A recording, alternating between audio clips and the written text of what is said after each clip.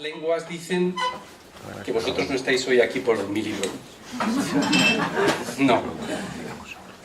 Solo hace falta mirar la sala para ver que todos y cada una de las personas que estáis hoy aquí podría nombraros con vuestros nombres y apellidos. Y probablemente no me confundiría en ninguno. ¿Por qué? Pues porque ya es un lugar común que a los actos de presentación de un libro de poesía van los amigos del poeta.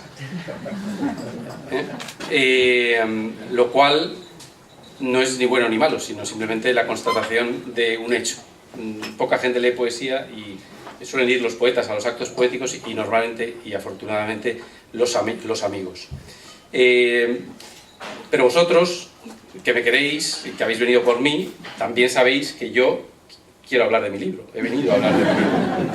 De esta nueva criatura que ahora abre los ojos y os saca la lengua. Prometo no aburriros demasiado con lo que voy a decir sobre el libro, porque lo que voy a decir sobre el libro tiene que ver conmigo y por tanto cumplirá la función para vosotros que sois mis amigos que habéis venido hoy aquí. Será poco y seré breve, prometo no aburriros demasiado. Pero antes de eso quiero agradecer tanto al presentador desconocido como a Manolo sus palabras y que hayan querido estar hoy aquí conmigo apoyándome porque lo aprecio mucho, ¿no? Aprecio que desde Córdoba Manolo haya venido, que haya querido acompañarme a tocar hoy música en la lectura de los poemas. Es algo que da un valor incalculable a mi modesto libro y de verdad que le estoy tremendamente agradecido y pues, además porque encima se haya ofrecido a decir unas hermosas palabras. Voy a ser breve en los agradecimientos. Aparte de a Manolo, quiero agradecer también, aunque no estén ahora, a la editorial Renacimiento porque haya cometido el segundo error de la editorial, que ha sido volver a publicarme un libro, ¿no? Y por último quería, por supuesto, agradeceros a vosotros que estáis hoy aquí. Ya sé que no hay fútbol, lo cual ha permitido que haya venido más gente, y hay lenguas de gato, que es un atractivo superior. Hay un problema que seguro que ha hecho que bastantes miles de personas no hayan podido venir, que es que justo hoy, a esta misma hora, está leyendo el poeta más vendido en la historia, que según me enteré ayer, ha vendido 26.000 libros de su primer libro, 16 ediciones, y por tanto tratar de competir con eso es imposible. Con lo cual, a todos los que hayáis venido y no hayáis ido a ver a este poeta, pues un mérito añadido. No queráis saber cuántos libros vendí de mi primer libro, no seáis tan crueles porque no os lo voy a decir. Bien, en serio, me siento muy arropado por vosotros, porque en el fondo, si escribimos los poetas tardíos, más bien viejos, si escribimos es para que nos quieran, para que vamos a engañarnos. Los poetas jóvenes fundamentalmente escriben para ligar, que es otra forma de que te quieran, pero mucho más divertida. Yo a estas alturas de curso ya escribo para que me quieran. Bien, voy a decir entonces unas palabras ya sobre el libro, pero con Émile Cioran voy a intentar no ser el escritor inteligente, es decir, eso que él llamaba que es el escritor que lo sabe todo sobre su obra y que no hace falta que nadie diga más porque para eso está el autor que nos va a explicar su obra. Evidentemente yo no voy a tratar de explicar mi obra porque ahí está y si no se vale por sí misma pues poco voy a poder añadir. Lo único que pretendo es daros dos claves o dos pistas de lo que creo que podéis encontrar en este libro a aquellos desventurados que os atreváis a entrar en el libro. 2 puntos. Uno de ellos, el don de lenguas. Hay quien define la lengua como ese órgano sexual que algunos perturbados utilizan también para hablar. Fuera de bromas, mucha gente se pregunta el porqué del título, don de lenguas. Unos ven en el título una referencia religiosa, bíblica, porque la expresión don de lenguas proviene de una cita que se encuentra en los Hechos de los Apóstoles en la Biblia. Nada más lejos de la realidad, los que me conocéis sabéis que, y si leéis el libro veréis que no ha sido esa mi intención. Otra posible lectura del título podría ser decir cierta presunción del autor. Joder, este tío tiene un don, y no solo tiene un don, sino que encima el cabrón lo pone en el título. Bien, es otra posibilidad a no descartar. Y otros, en fin, también han querido ver un guiño seductor, un don de lenguas, que pillín el poeta. Bueno, solo hace falta para conocerme, y en este caso verme, para saber que ninguna de las tres acepciones acierta, y sobre todo la última, claro. Bien, el don de lenguas es vulgarmente considerado como la capacidad de hablar en distintos idiomas, en distintas lenguas. Esa es la acepción vulgar. La verdadera acepción es la que proviene, en este caso, de lo que os he dicho, de la cita que aparece en los Hechos de los Apóstoles, ¿no? Sin perjuicio de que yo no la he tomado con esa intención religiosa, pero me parece absolutamente maravillosa la idea que late ahí. Es esa aparición en la cual, a través de la cual se permite que las personas se entiendan en sus distintas lenguas a través de una lengua universal que les habla. Ellos la oyen en su propia lengua, aunque esa lengua sea una única lengua. Es decir, es una especie de milagro que constituye la antítesis de Babel, en la cual nadie podía entenderse entre sí. Es la utopía del entendimiento universal sin eliminar la riqueza idiomática o cultural de cada lengua. Me gusta muchísimo esta imagen tan potente porque pienso que a eso debe en el fondo aspirar el poeta. Ser ese alguien que emplea una lengua universal que traspasa las diferencias sociales, culturales, idiomáticas, incluso a través de la traducción, aunque se pierda mucho del poema, para lograr penetrar directamente en nuestros corazones y sacarlos, removerlos de su sitio, aunque sea durante un pequeño segundo. A eso entiendo que debe aspirar el poeta, a tener esa lengua universal que a cualquiera puede removerle, perturbarle, aunque solo sea durante un microsegundo, hacerle plantearse algo, despertar una emoción, peligro, emociones. He querido ofrecer aquí, en estos 69 poemas, sí, he dicho 69, ¿qué pasa? ¿Que no tiene derecho a existir esa cifra? 69 poemas que rinden un homenaje al lenguaje, a las palabras y a su tremendo poder de seducción, a través del símbolo de la lengua como órgano que a la vez es órgano fonador, que permite hablar y entendernos, y como órgano sensual, es decir, como órgano del entendimiento, de la comunicación y como órgano amoroso. Y es que yo con Simone de Beauvoir no descubrí la negra magia de las palabras hasta que me mordieron el corazón. Sí, soy un enamorado de las palabras y sucede que ese amor a las palabras me ha hecho aprender a respetarlas cada vez más. ¿Eso en qué se ha traducido? Se ha traducido en que mi lenguaje poético cada vez es más austero. Hoy casualmente leía un artículo de Rafael Argullol que decía que cuando la palabra se aleja de la verdad conducen a la manipulación y a los totalitarismos, haciendo referencia a un maravilloso libro de Stefan Zweig, Memoria de ayer. Creo que la palabra, aunque sea un juego verbal y nos invite a jugar, a removernos, a divertirnos, a llorar, en el fondo ha de respetar una verdad, la verdad del poeta. Si se aparta de esa verdad, comienza la manipulación. De ahí ese profundo respeto que, como digo en la trasera del libro, para aquellos que lo hayáis podido leer con esta baja luz, mis palabras se adelgazan. Mis poemas se han vuelto más cortos respecto del libro anterior, sin pretenderlo, y algo más abstracto. Algún amigo me ha dicho, es que me está costando un poco más. Hay otras personas, sin embargo, que les ha llegado, que ya lo han leído, muchísimo más que el anterior. Esto es inevitable. Son lenguajes algo diferentes, no digo que uno sea mejor o peor, simplemente es la evolución. Mis poemas se desprenden, igual que en este caso del pelo, de todo lo que me estorba. Debe ser porque cada vez tengo menos que decir, o porque cada vez sé mejor lo que no quiero decir, porque lo que no quiero decir estorba lo que quiero decir. Y casualmente hoy suele suceder así, siempre que voy a algún acto a hablar o decir algo, me encuentro una frase, me tropiezo una frase que encaja justo con lo que quería decir. Y es de Adrien Rich y dice: creo que los poemas están hechos de palabras y de las respiraciones que hay entre ellas. Misteriosamente algo de eso hay en este libro. Es necesario acompañar a la lectura de las respiraciones que hay entre palabra y palabra. Bien, estoy siendo muy pesado, lo sé. Pronto vamos a pasar a la parte un poco más lúdica. Segunda idea fuerza, por decirlo de alguna forma. La primera era el título, Don de lenguas, una clave para entrar en el libro. La segunda le he llamado la concisión, ya sé que me estoy contradiciendo, y la desmesura. La concisión y la desmesura. En esta aparente paradoja o contradictio in terminis, la mayoría de aquí sois juristas que venís acompañándome. Sí, reír. En esta aparente paradoja creo que se encierra el secreto de la poesía. Y me gustaría creer que también el secreto de mi poesía. Decía María Negroni que una vez le invitaron a una conferencia que precisamente tenía que ver con la desmesura. Y la gente en la mesa empezaba a hablar de Dostoyevsky, de Tolstoy, y ella, cuando le tocó hablar, dijo: miren ustedes, es que yo creo que la desmesura no tiene que ver con la longitud de la obra, porque la literatura, por definición, se hace de deseo, y el deseo, por definición y por antonomasia, es desmesurado. Por tanto, por eso, y porque la literatura se hace con deseo, el poema es como una especie de microcosmos muy pequeñito que irradia muchas cosas. Eso es lo que yo modestamente pretendo.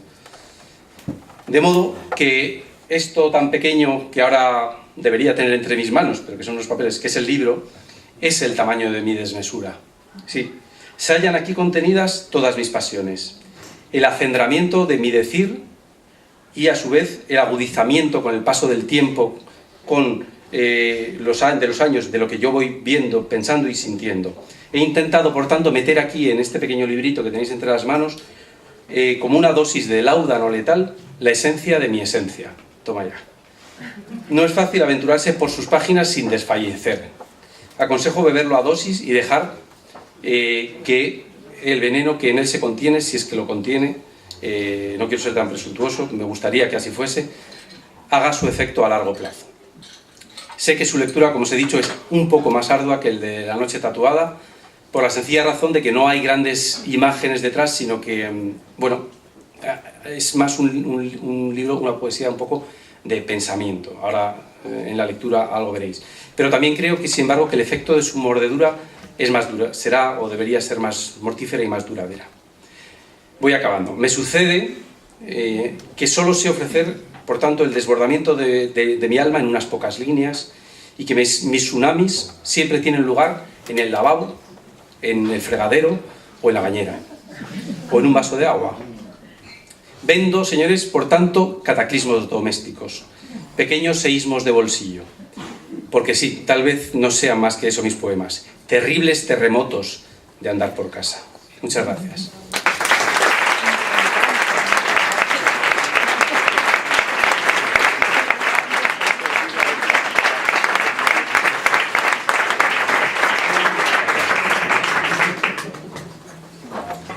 Bien, entonces ahora ya vamos a pasar sin más a la segunda parte. Espero no haberos aburrido demasiado de la lectura del libro. Voy a comenzar la lectura, antes de que empiece Manolo, con un poema que no pertenece al libro. Me gusta romper la tradición de leer poemas que pertenecen al libro, y lo hice en el anterior, y ya no sé si seguiré publicando más o no, si encontraré alguna editorial que se atreva. Pero me gusta. ¿Y por qué? En este caso tiene un porqué. Porque este poema tiene que ver justo con lo que acabo de decir. Leo el poema y después ya entrará Manolo y leeremos poemas del libro. El poema se titula Rosebud. Traigo noticia de la desmesura, como un animal salvaje a vuestros pies domesticado. Miradme, soy el dinosaurio extinto que habitaba en mí, la mano del último primate. Guardo memoria de los bosques primigenios, hoy convertidos en jardines y parterres. Acecho dentro de una bola de cristal que un hombre agita cada tarde buscando al niño que la escondió junto con el caballito de su infancia en el baúl de los juguetes rotos. Escuchadme, traigo aquí noticia de la desmesura. Yace muerta en un viejo callejón oscuro, donde los gatos se relamen, escuchando el blues que dulce trae la juventud perdida.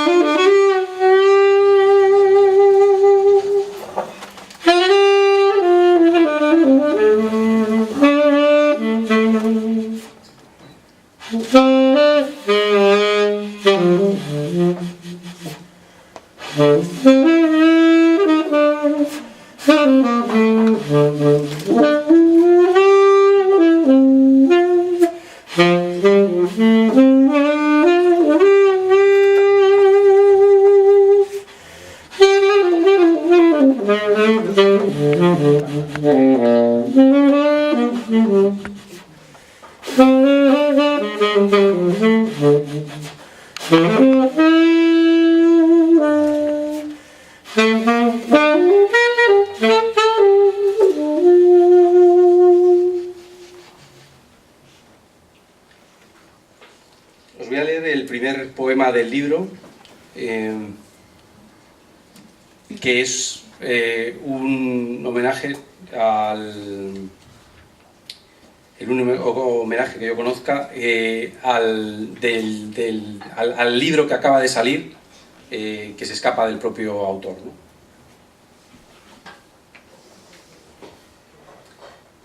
Es ahora, centinela de plomo, cuando yo escapo de ti y tú no puedes seguirme. Cuando alguien me saca de la caja negra del tiempo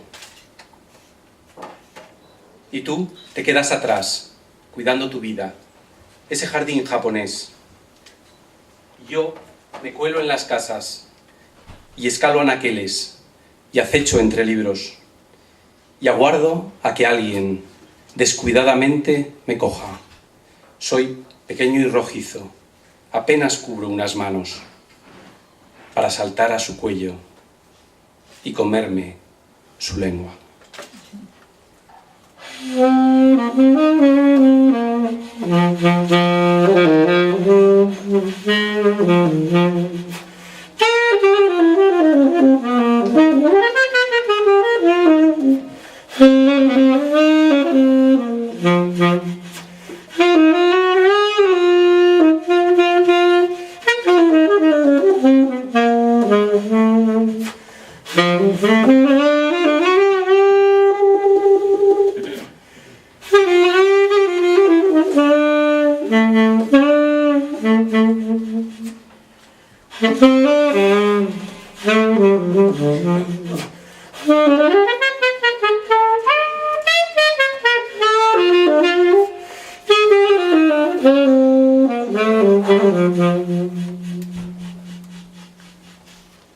Segunda piel. Lamiendo mis heridas, descubrí las cicatrices que había olvidado bajo la piel que nos nace cuando a veces morimos y nadie nos entierra.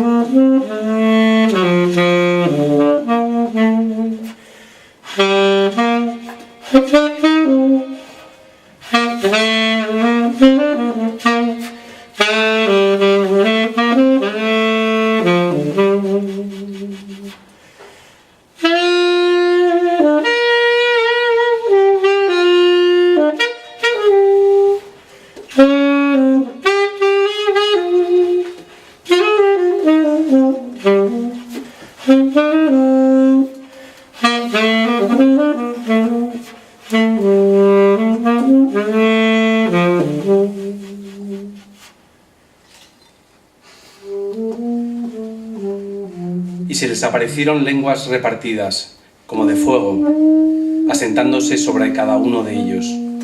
Este es el pasaje que, como cita previa, aparece en el poema Arde, Babel, que no es lo mismo que Arde Babel, sino Arde, Babel.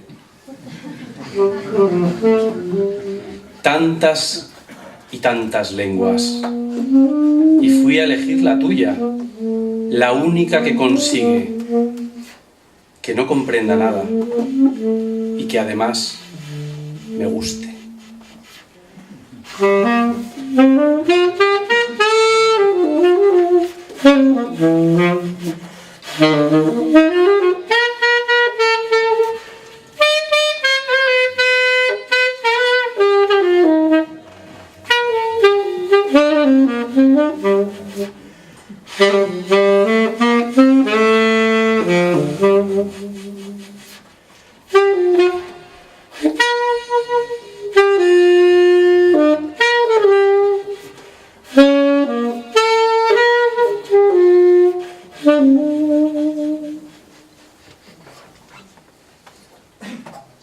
Previa a la lectura del poema del libro Ya leí los cuentos, he pensado que era oportuno leer el poema de La noche tatuada, del cual Ya leí los cuentos es la secuela. Es decir, os voy a leer la precuela antes de Ya leí los cuentos. Y el poema, que se ha hecho bastante famoso por aquellos mundos cibernéticos, se llama No leíste los cuentos. No leíste los cuentos. Y así te va. Ya es tarde para lamentos. Se hace tarde y pronto todo estará oscuro. ¿Ves esta boca, amor? Está hecha a la medida de tus sueños. No hay tiempo ya. Cierra los ojos. No leíste los cuentos. Y ahora yo, así es la historia, tendré que comerte.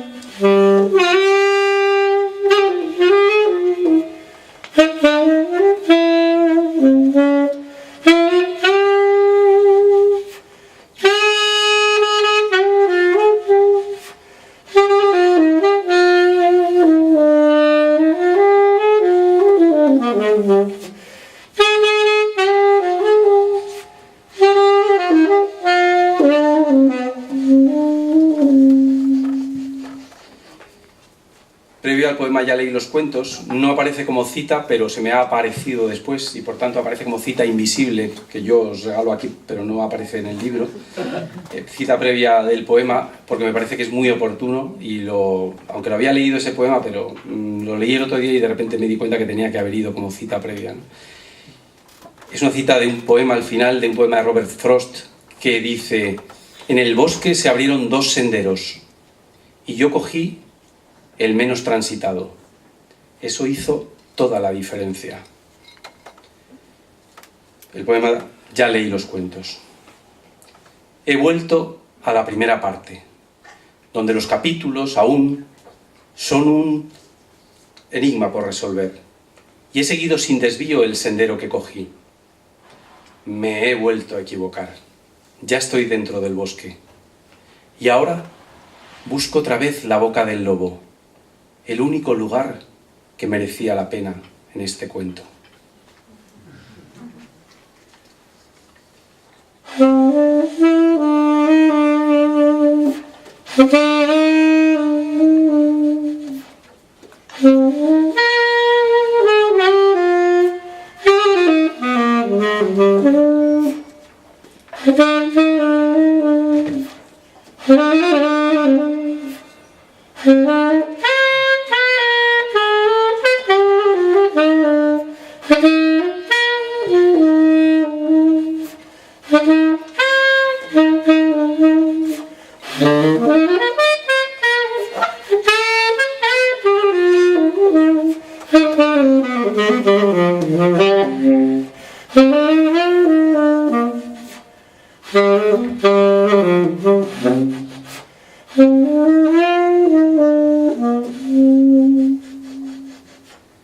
Muñecas rusas.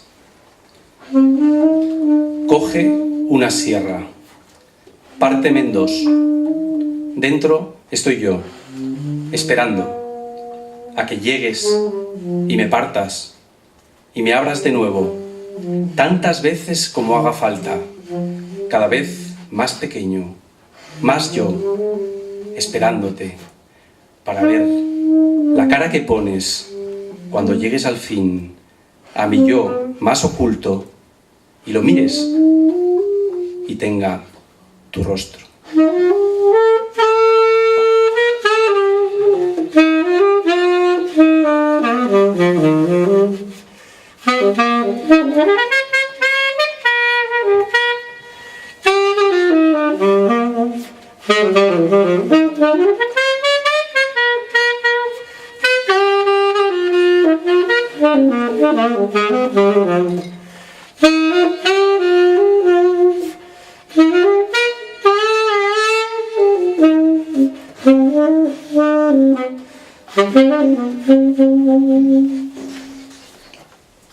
Ars botánica. Hay algo épico en las flores. Algo hermoso y terrible sucede entre sus pétalos en el breve intervalo en que despiertan. Un drama silencioso, como si la vida ensayase en ellas antes de hacerlo en nuestros cuerpos.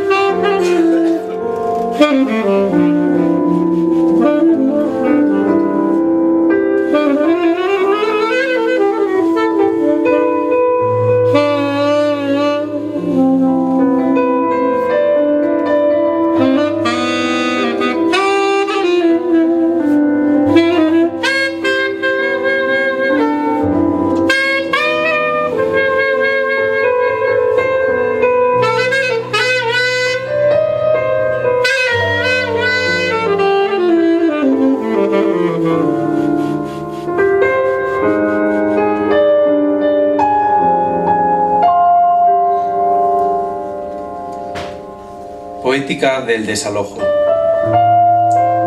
Me gustan esos poemas en los que no sucede nada, o lo que sucede queda fuera de campo, como esas casas vacías que son más grandes por dentro que por fuera y que aún guardan las marcas de sus viejos inquilinos, o esos cuadros de Hopper donde siempre pasa algo que solo sabe él.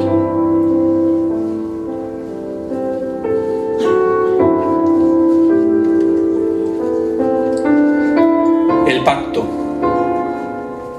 Si me enciendes, no aguardes de mí un lenguaje al uso. Los desgastados ritos del amor, las consabidas normas, los burdos reglamentos que matemáticamente predicen cómo todo se teje y se desteje. Si me prendes, no dejes leña para un día que acaso nunca ha de llegar, y arriésgate al juego prohibido que ignora la aritmética y el cálculo. No te cubras, no conserves, organiza tu vida para el fuego. Este es el pacto. Si me incendias, arde conmigo.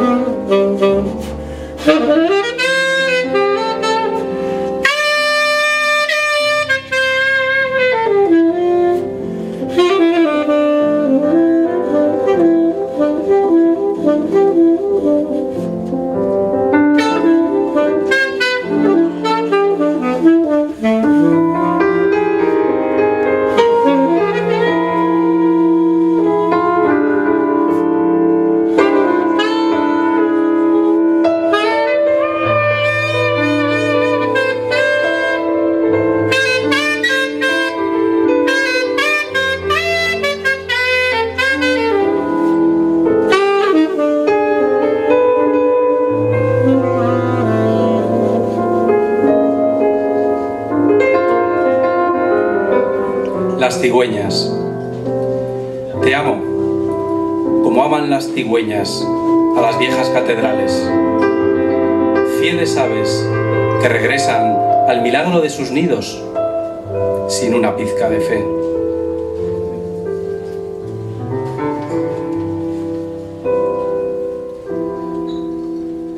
instrumentos de medida. Para medir el tiempo se inventó la ausencia, esa raya que separa en dos el mundo, en dos los cuerpos, los días, las palabras. Para medir la ausencia se inventó el silencio, esa lengua de espectros, ese dolor obediente con el frío tacto de las cosas huecas. Para medir el silencio me inventaste a mí, este perro de niebla que vaga en la noche como un faro en busca de un naufragio.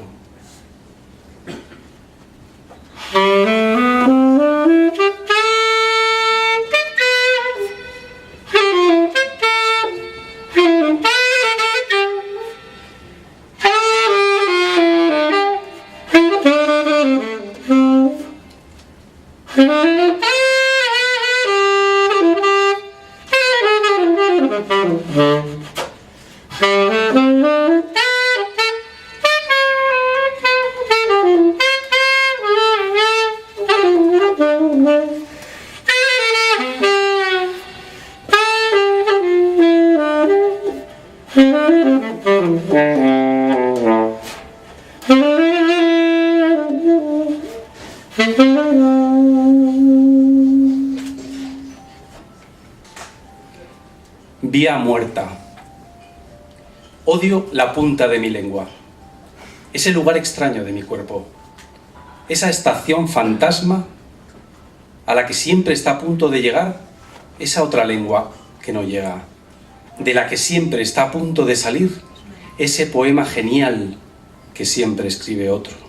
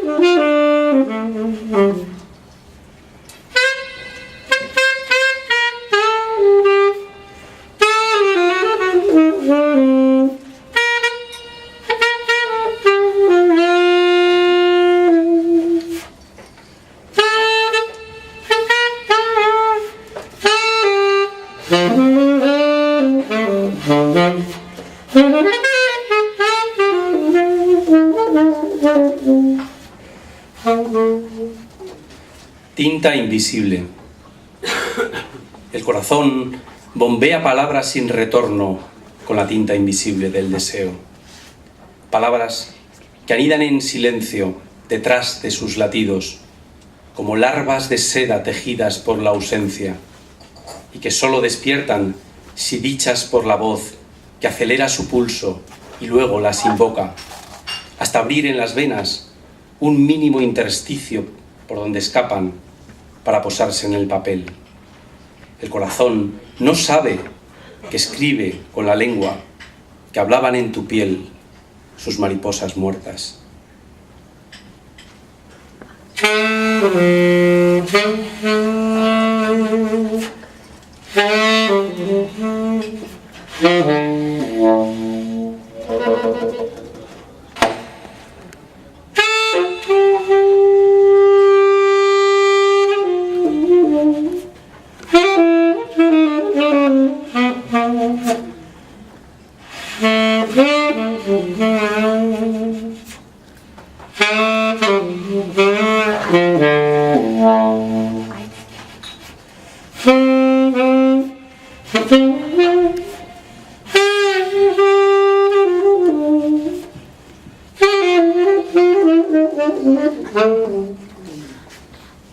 Este poema, Don de la Claridad, está dedicado a Claudio Rodríguez, pese a todo.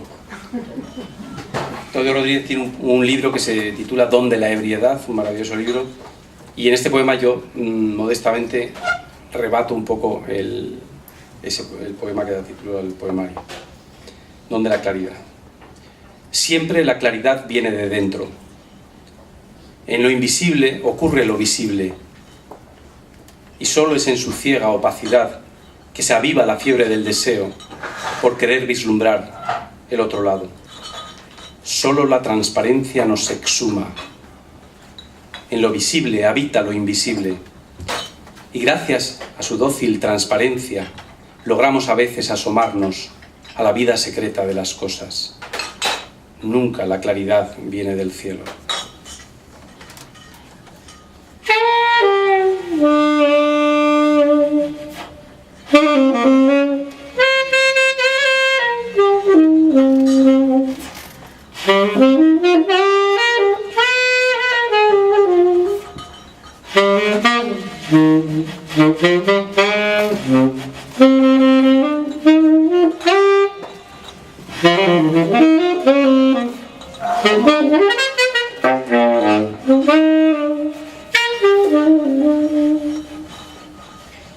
Cubo de Rubik.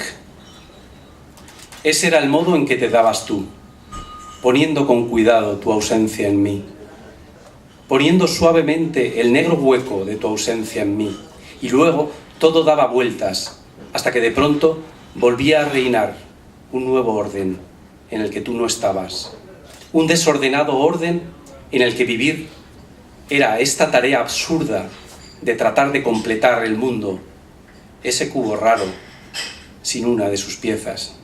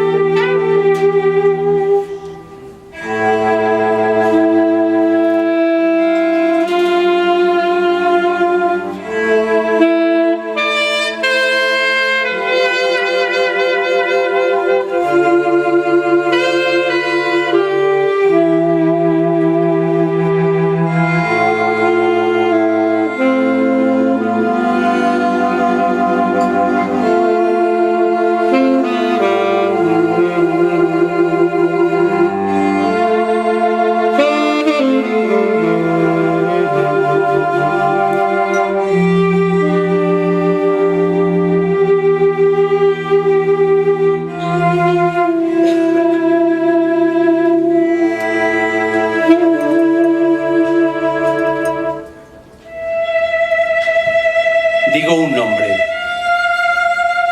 Lo digo muy suave, como acunándolo. Nada sucede. Lo escribo en la pared, trazo un círculo, me siento a esperar. A veces las cosas tardan, me digo. No sé, tal vez yo también esté yendo hacia alguien en algún lugar que me llamó hace mucho tiempo.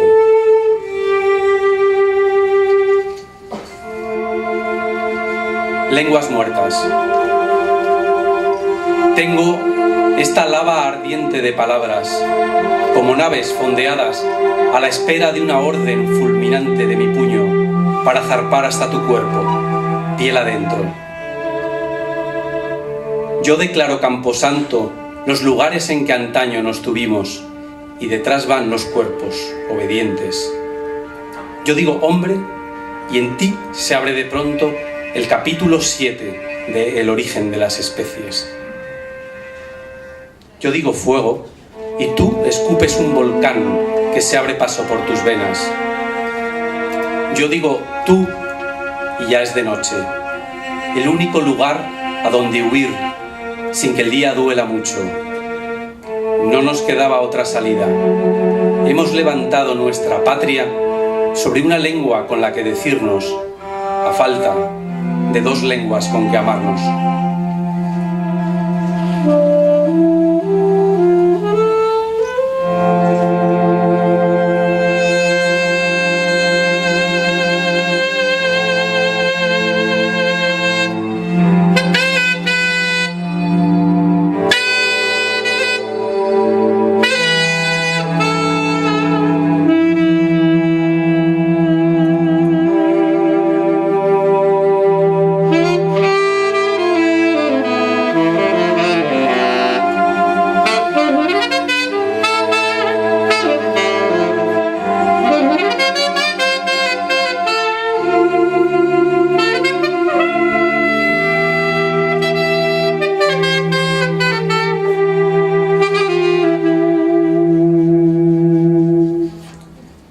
La maldición. Este poema va dedicado a mi hija Cecilia, que anda por ahí y no la veo, no sé por dónde anda, que aprendió a dejar guijarros no para salir, sino para volver al bosque. Y dice así: que te pierdas en un bosque, que tardes muchas veces, muchos años, en dar con la salida, y que cuando logres escapar y me busques y no me encuentres, comprendas al fin que tú eras el amor y yo el bosque.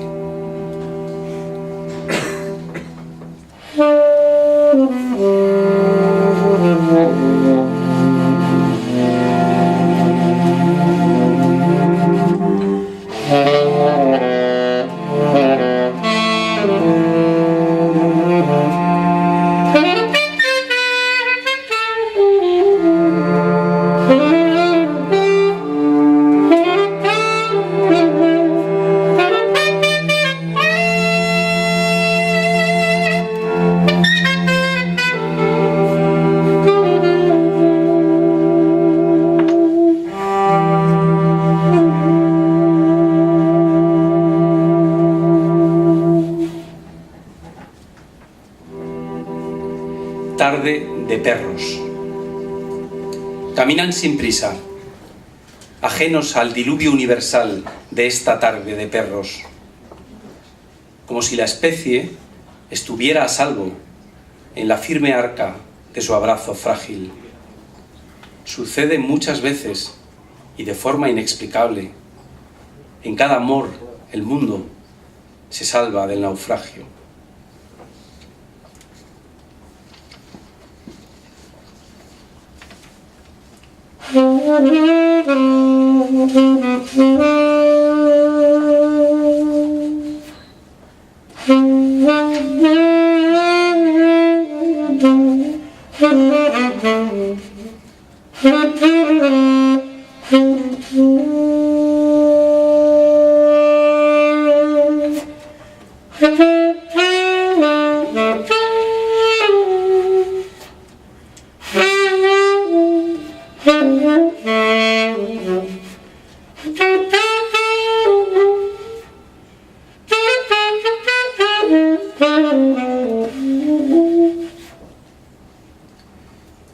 Los poemas que leeré a continuación forman parte ya de la tercera parte, o sea que ya os habéis chupado las dos primeras. Y es la parte más lúdica. Las dos primeras partes son lenguas vivas, lenguas muertas, y la tercera, ejercicios de lengua.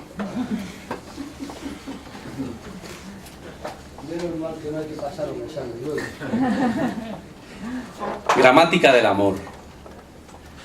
Yo lo sé, tú lo sabes, nosotros lo sabemos, ellos no lo saben. Los buenos consejos. Es un poema dedicado a todas las personas que dan buenos consejos para mejorar cómo escribir. Entrénate en la retórica del yo. Nadie como uno mismo para entender este mundo tan cruel. Cruza luego a la poética del tú. Eras demasiado narcisista y deja que el otro reine en tu palabra. Pasa entonces a los hechos. Te estabas poniendo un poco cursi.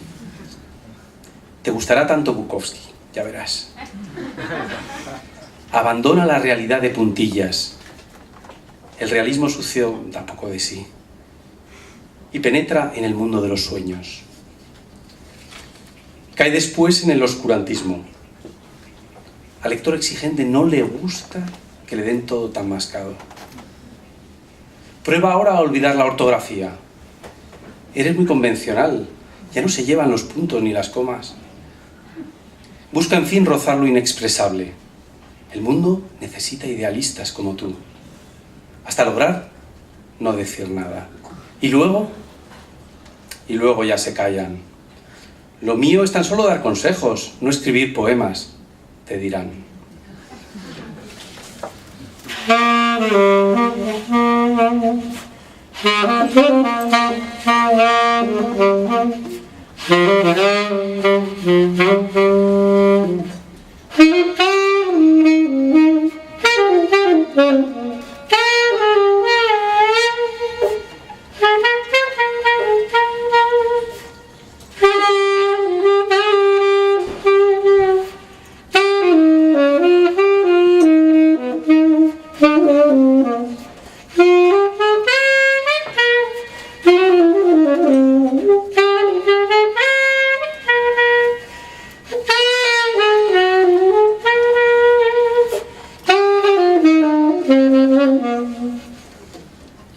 Autobiografía. Vengo de un lugar que me persigue. Voy hacia un lugar que huye de mí. Entre ambos lugares sucedo. Este espacio entre paréntesis, estos puntos suspensivos en la nieve de las páginas de un libro que se borra al escribirse. Huellas de alguien que dice que soy yo. Conjugaciones. Yo no tomo, yo soy tomado, como el pan o las ciudades. Tú no das, tú eres dada, como la paz o la palabra. Nosotros no elegimos, nosotros somos elegidos.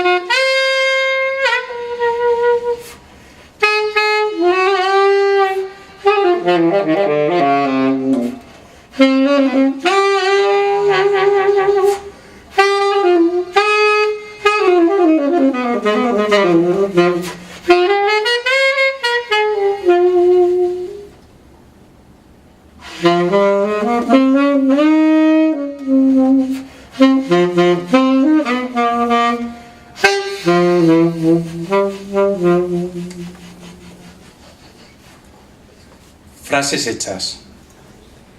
El amor se refugia en pensiones baratas.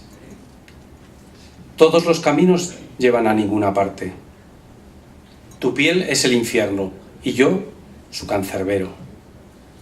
Alguien debería poner fin a esta locura. Mañana va a ser un día de perros. Todo se deshace si lo piensas. Delante de mí, 1 y 1000 noches sienten lástima. ¿Cómo decirte que me abrazo en tus llamas frías? Nadie está libre de pecado. Los alemanes iban de gris y tú ibas de azul. Dios es un sinónimo de nunca. No basta el azar para explicar el mundo. El mundo es tu pañuelo.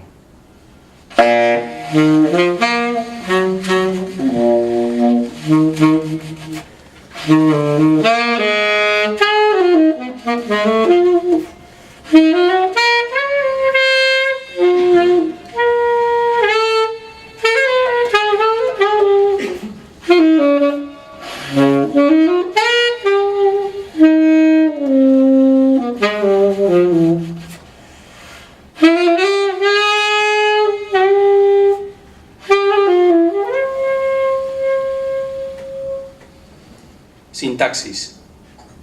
Acércate, no temas. Solo soy un predicado que vaga por el mundo en busca de un sujeto incompleto. Ven, pronúnciame, sé cuerpo conmigo, y me irá creciendo entre las manos un nombre común, y te irán saliendo en la espalda verbos intransitivos, hasta que ambos seamos la oración compuesta que dos niños escriben una mañana de lluvia en una pizarra vacía.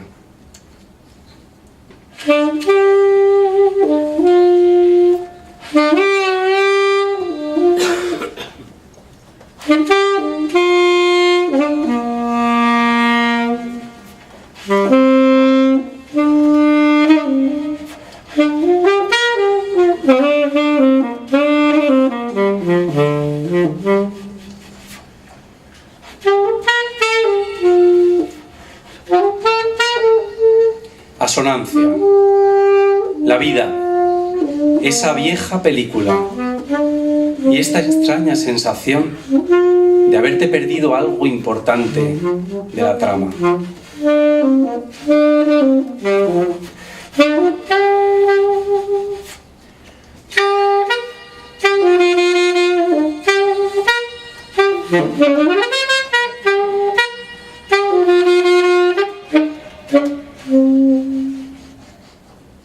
Perífrasis.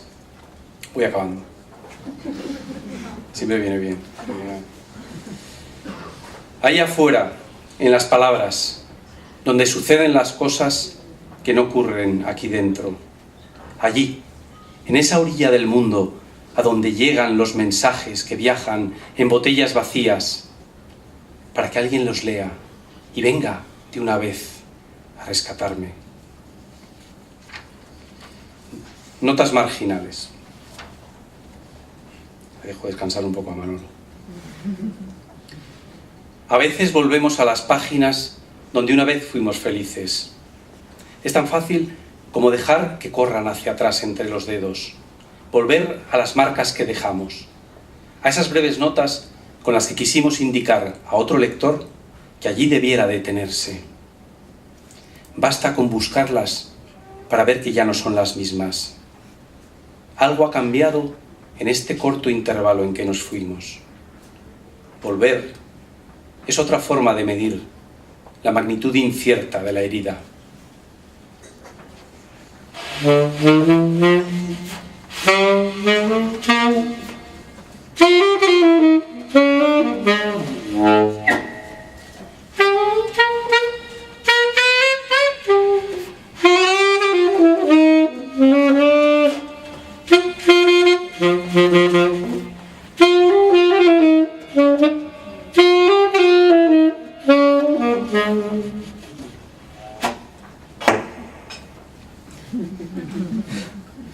Y ya los dos últimos poemas. El último debiera ser este, porque es el último del libro, pero he querido que sea otro. El último del libro se llama Coplas a la muerte de mi vida. Se ve que no habéis leído el libro. Podría describir mi vida con unos pocos trazos. Probablemente dibujaría una casa, lo típico, la puerta, las ventanas, las simples líneas que cifran sus contornos.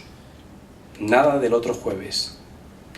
Y luego el punctum que dicen los que saben algo de arte.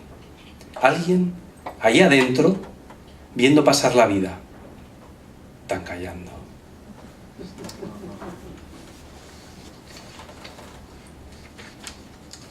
Cierro ya la lectura con el poema A lo lejos. A esta hora tardía y en esta distancia incierta, una luz a lo lejos puede ser cualquier cosa. Una estrella errabunda, la bengala de un náufrago,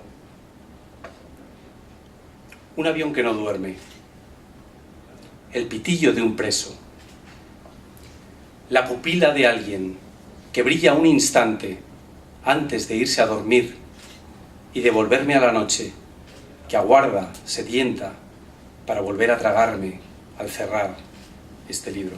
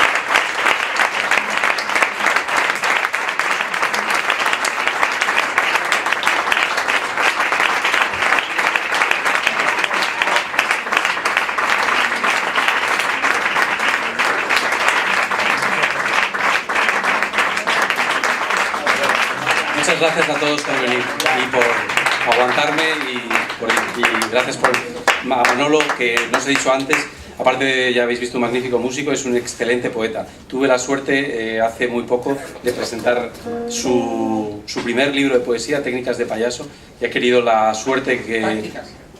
¿Qué he dicho? Técnicas, tácticas de payaso. Y lo presenté yo. La emoción. Y os lo recomiendo porque realmente es una voz muy singular en el panorama poético español. Gracias a todos. Buenas noches.